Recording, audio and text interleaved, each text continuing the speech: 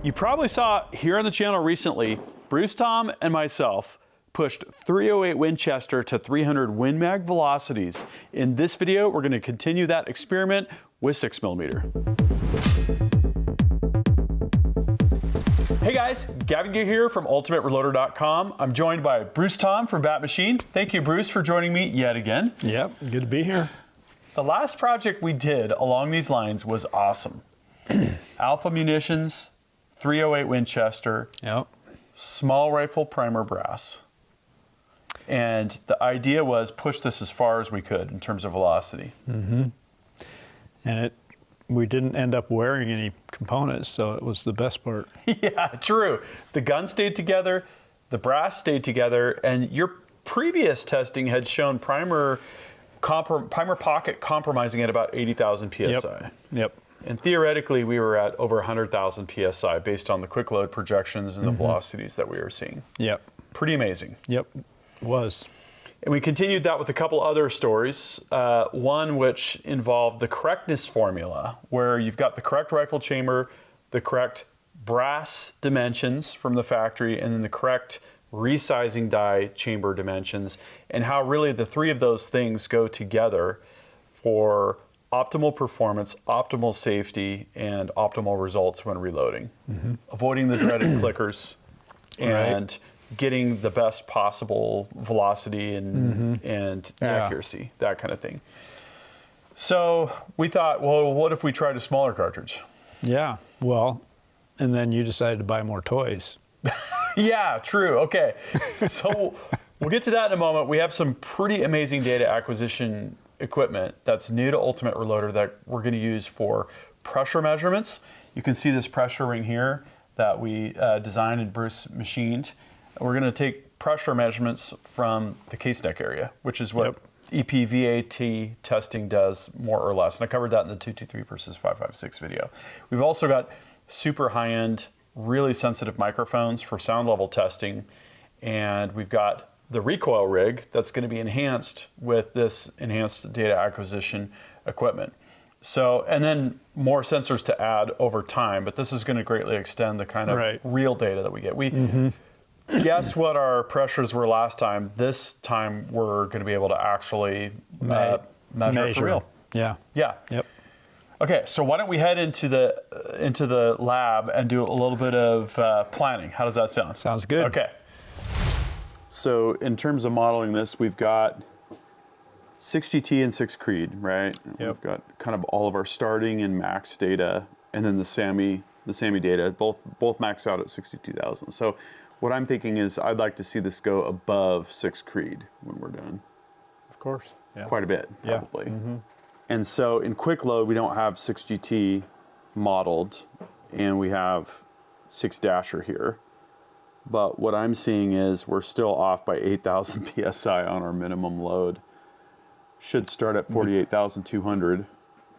And they're quite a bit lower. We're at 40,259. Yeah. So let's jack this up to the max load and see how that tracks. It's 34. 53. We're at 61,800. Yeah, we've got a problem with our model here, obviously. And that's even with Varget, comparing Varget to Varget. 2 grains difference in bullet weight. I've adjusted this to 105. This is 107 data. So this should be slightly artificial high, but only by a minuscule amount, right? Right. Yeah, there's trade-offs here, and really the goal is we put in the minimum load and the maximum load, and we roughly match the pressures that Hodgson has published, and we're within a few thousand PSI on the low end. And I think we're more accurate on the high end, which is probably appropriate for where we're going with things. Yeah. And really, I think what's going to happen based on our EPVAT case mouth pressure sensing strategy is we'll come under on our maximum average pressure, and we'll calibrate it to probably the speeds that we're seeing projected to get a more accurate, as if we were doing a conformal method, something like that. Yeah. Okay, so this is good initial research. We've got kind of everything mapped out. I think next what we can do is get the loading going, and then we'll take our data acquisition equipment up to the shooting range, get it all put together, and start to collect some data. Sounds good. See how far we can go. Okay, So that was an interesting process. Yeah, a little tough to find comparable data points, but Yeah, last time we had 308 Winchester natively in quick load. This time we ended up trying 6x47. We ended up trying a 6BR, and it looked like 6 Dasher was kind of be the closest thing. And adjusting the case capacity, adjusting seating depth until what we saw for pressure and velocity more or less matched the Hodgdon data. Right. Yep. And with that, we can calibrate based on what we measure here. Theoretically, EPVAT or case mount testing gives you slightly less maximum average pressure compared to what a conformal case-mounted sensor would deliver. Correct.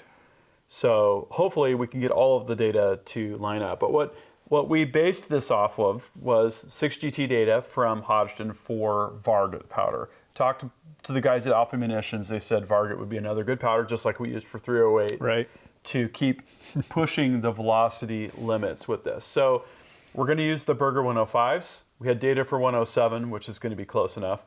Starting load for 6GT was 30.6 grains at 2,679 feet per second and with the pressure of 48,200 PSI. This is directly from Hodgdon, from the website actually. Max load is 34 grains of Varget, producing 2909 for velocity, 61,800 for pressure, which is very close to the SAMI published max, which is 62,000. Okay, so one big difference that we might observe is they're using a 24-inch barrel. Yeah, as far as the velocities. Yeah, that's what this is all relative to. We've got a 28-inch barrel. Yep. So as we correlate the actual pressures we're observing with what's been published, we'll have to take into account we're going to be faster out of the get-go with the longer barrel. And I think on quick load, we did see what that difference was, but I don't remember. We didn't write it down. Right. So. Yeah, it's, what was it, 70 feet per second or 100, somewhere in that general vicinity. Yeah, I think, yeah, it wasn't a huge amount. It wasn't as much as you would think, but it probably has to do with the capacity of the case. Yep. Not needing that much A lot length. of the propellant is burnt by the time it gets to that 24-inch mark. Yeah. And for reference, last time it was 308 Winchester and 300 Win Mag, right? Those were the kind of the two where the cartridge we're using and the one we're trying to emulate. Right. This time we're taking a look at 6mm Creedmoor. And the interesting thing, and this is why 6GT and 6 Dasher are such great cartridges, is we're using a different powder, H4350, which is a little slower. Mm-hmm.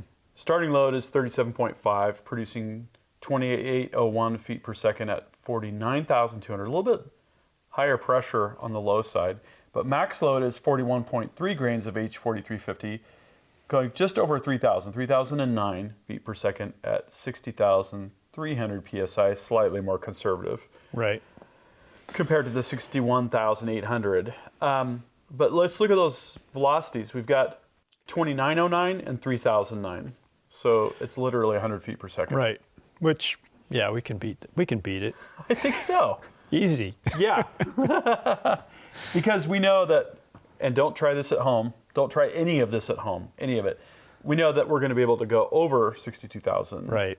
PSI. With this brass. Right. It's the alpha brass that makes that the possible. Yeah.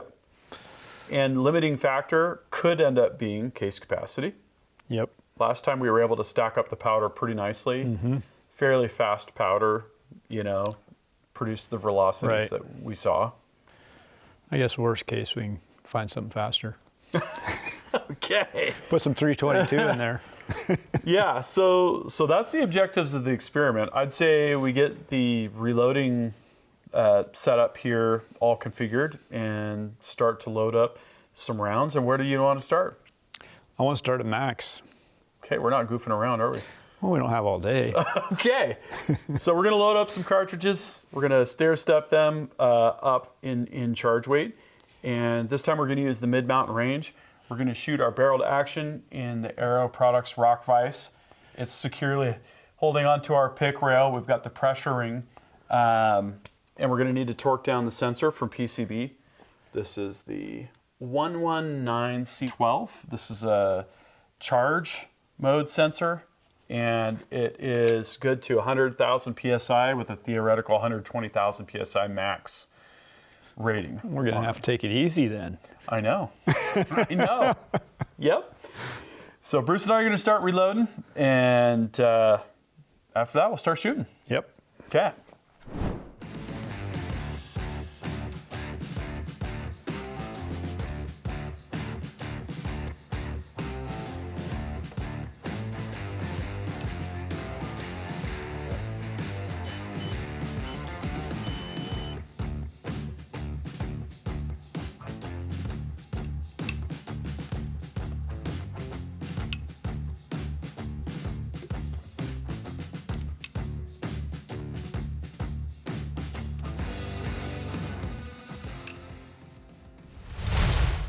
Well, here it is. Our pressure data acquisition system here at Ultimate Reloader, end to end, is up and running. Let me walk through what this is. So we have this pressure ring that we've slid over the barrel shank. We've drilled down into the barrel. I put this pressure ring together with Bruce Thom from Bat Machine. We're using a PCB piezoelectronics charge mode sensor that's good for 100,000 PSI, which is kind of our goal with this project, is to get back up to 100,000 PSI like we did with the last one. We've got this DuaSoft Sirius 8-channel data acquisition module. This thing is absolutely amazing. You just plug in the sensor, it can detect IEPE sensors, and it's very easy to configure. DuaSoft X software makes it really easy to automatically trigger the acquisition of the data and the storage of the data, and we can go in and analyze it and very quickly isolate a peak pressure. So you're going to be seeing a lot more of these types of components and more here on the channel. Bruce and I are going to get back to testing and see how fast we can get this 6GT ammunition to fly and how high pressures we can hit with this alpha brass without pressure signs. Let's do this.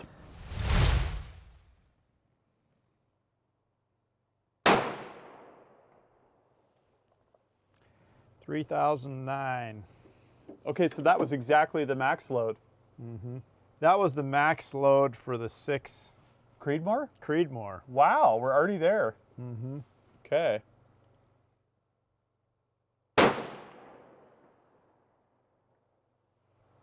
$6,491. 35.5, correct? Yep, 35.5.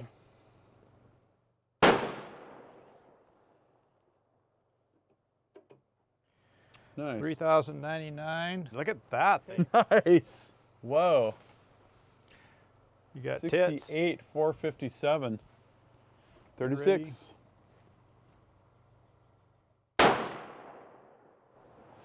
See where that head on the hill there?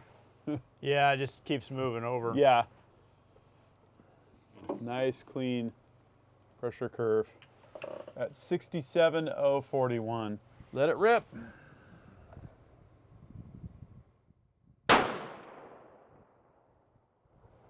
That sent a shockwave through the table. That was different.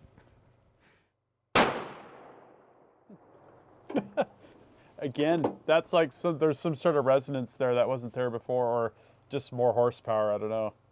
Yeah, primers are getting flat, getting a little ring around them.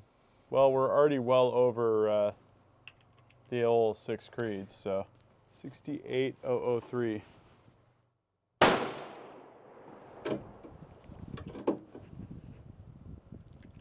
$74,307. This is 37.0. Yep. Yes, definitely the muzzle blast is getting a little more intense. Yep.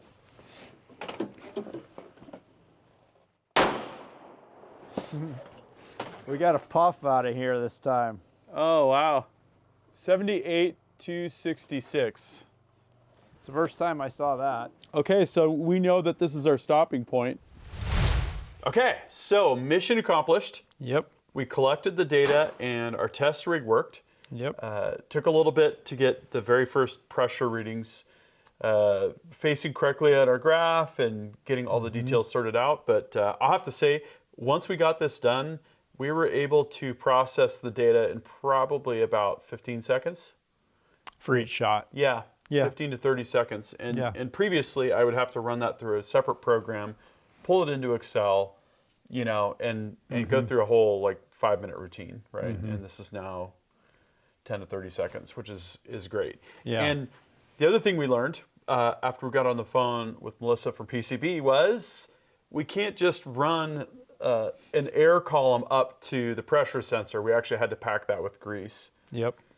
So that the flames don't erode the sensor and have heat issues and whatnot. Mm-hmm. And we actually found better pressure curves with it. Yeah, more uniform pressure curve. Yeah. Yep. Kind of makes sense that you don't have this gas in there. You have kind of more of a liquid in there that's less compressible. Yeah. Less resonance effects. And the resonance was the other thing I was going to say. You don't Yep. get all the little teeny spike things that first few shots showed. Right. And the data seemed much more reliable. Yeah. So to give you all a recap on kind of our strategy here is we started with the minimum load, which was 30.6 grains for 6GT for a 107 projectile. We happen to be using a 105 projectile here, so very slight difference there. And then we tested the max load, which was 34 grains. Yep. And what we looked at was actual pressure reading that we got and then the pressure that was supplied from Hodgdon, and kind of created a correction factor. And again, when you have a conformal sensor, you're getting actual pressure. Here there's a slight differential between what we read, which is a little bit lower, and what the actual SAMI specified peak pressure, maximum average pressure would be. So we figured out our correction factors. On the low side it was 4%, and on the high side it was about 11%. And we were able to then take our maximum pressure readings from these tests and correct them and get an actual pressure observed. So this is pretty cool because last time we weren't able to do that. Last time we were using quick load, calculated pressures, which I would say, even based on today's data, is still very accurate data. Today's pressures, you can say we have a little more confidence in, but you still have the correction factor there that you have to account for. None of this is an exact science per se. And that was the other thing that was very interesting too, was that Gavin found out, and I learned, is even on their prints, it's like they don't have exact data for correction factors. Right. You have to create it yourself based on evidence and interpolation and slight guesswork. Yes. Yes. And so let's get into the data a little bit then. So we started at the max charge weight, which was 34 grains of Varget with the 107. That was what the data was for, and we used the 105. What we did was we took half grain increments and incremented our charge weight. So 34, 34 and a half, all the way up to 37 is where we stopped. And the interesting thing was, so like the max, the starting charge for us, which was the max load from Hodgdon's data. And again, don't do this at home. Absolutely don't. Controlled circumstances here, lots of safety factors. 2903. That was pretty close to the published data, actually. We're right there. It's very there. close because the published was 61,800, and we were at 61,299. And our velocity actually agrees as well, 2903 versus 2909. So actual pressure was within 500 psi. Yeah. And on that kind of pressure, that's pretty close. Yep. And so velocity incrementally increased, of course, and where we ended up with, so we had two loads that we stopped at. The 36.5 was kind of the max usable under controlled circumstances. Don't do this at home. kind of right. No big pressure science. Again, the reminder that we're using alpha brass, right? And it's not normal brass as far as what it'll take pressure-wise. And we were seeing normal, like where you would stop with normal brass at a little bit of a swipe, some cratering. Yeah, primers are looking a little rough, but the brass, I think only one out of the three at 36.5 grains showed a ejector swipe, and a very, very faint one. You have to look close to see it. So that load some people would use. Personally, I wouldn't. But there's really not a need to.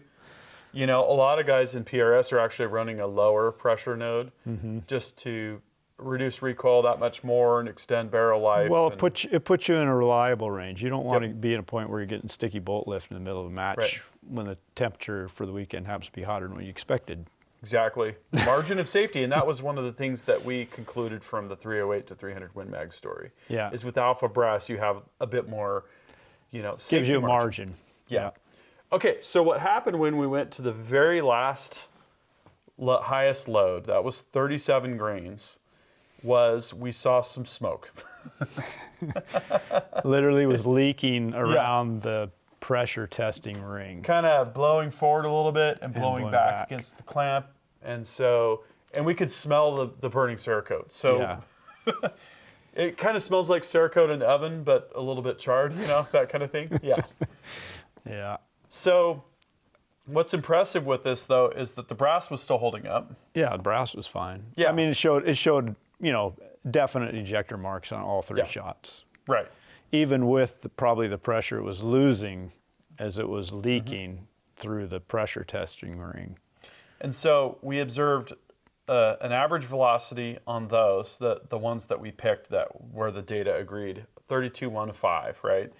And a corrected pressure of 86,632. Keep in mind, SAMI maximum pressure on this is 62,000. Right. Is it 63,000? No, it's 62. 62. Yep. So that's considerably over SAMI, and things were still holding together. Right? Yeah, right. But time to stop testing. Definitely. When we get that leaking Yeah, going when it's on. leaking gas out, it's not gonna. Data acquisition is pointless because you're not getting accurate data. You're losing some of the gas. So, yeah, and there's quite the jump though too between that 36 and a half and 37, which is another sign when you're working up loads. Yeah. It's like when you have that point where there's a pressure spike, you've went beyond max. So let's review some numbers. So 6GT maximum velocity published by Hodgson was 2909.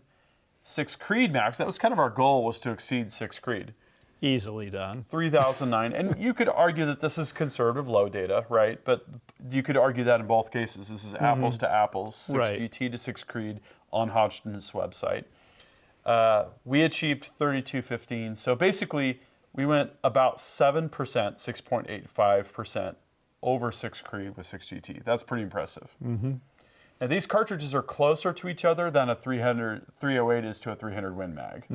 We got up into the 3/4 towards the max, velocity of a 300 Win Mag with a 308, which is very impressive. First load that you might actually use. Yep, and we went clear past 30-06, which is maybe a better comparison to this comparison. Yeah, 6 to 308 would have been a more reasonable comparison. Yeah, exactly. Yeah. Right.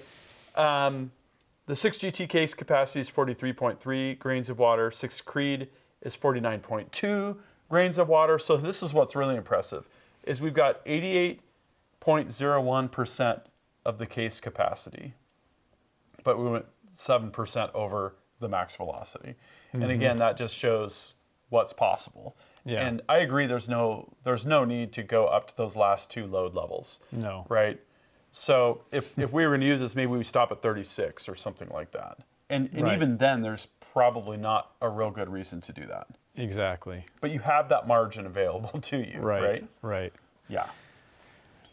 And we also learned how this pressure testing setup affects observed pressures, right? We have over about a ½ inch, basically, of drilled.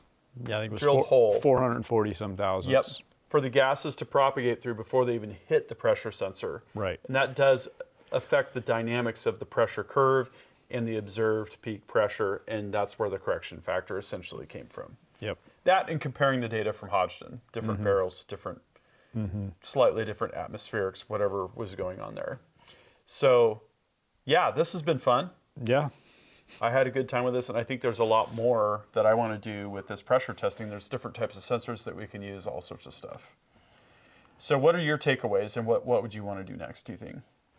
Well, I think that it's just nice to see the validation of data. What do you want to say? What we can learn by observing book numbers and known pressure values that you can take brass to there and actually see in confirmed real world pressure tests that they actually do correspond very well. And it's like, you really don't, the stuff, when you're seeing pressure in brass, yeah, that pressure is not lying to you. You are, you know, it's not like oh, something's wrong. It's like, no, something's wrong. It's that you've got more powder in or some condition and you're, is creating extra pressure. So and not all brass is created equal. No, it's not. Like 86, you've mentioned that you've seen primers blowing out at 80. Oh yeah, yeah. Right. And yeah, when I was proof testing the Bumblebee action, at 86,000, the primer pockets in the 6.5 PRC look like shotgun primers that go in. I mean, primers just fall out when you open the bolt. Yeah. Wow. So, and actually, the case looked like a belted Magnum. So, you know. Yep.